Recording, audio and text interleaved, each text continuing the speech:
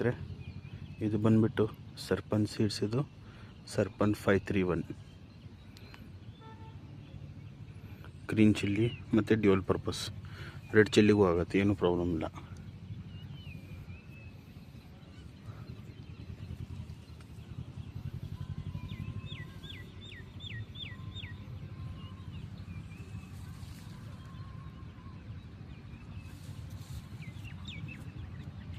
ಸರ್ಪನ್ 531 ಒಂದೇ ಗಿಡದಲ್ಲಿ ಎಷ್ಟು ಕಾಯಿ ಸೆಟ್ಟಿಂಗ್ ಇದೆ ನೋಡ್ತಾ ಇರ್ಬೋದು.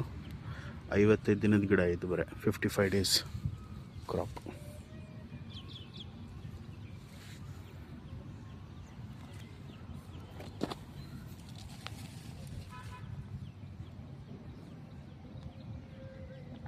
ಸರ್ಪನ್ 531 531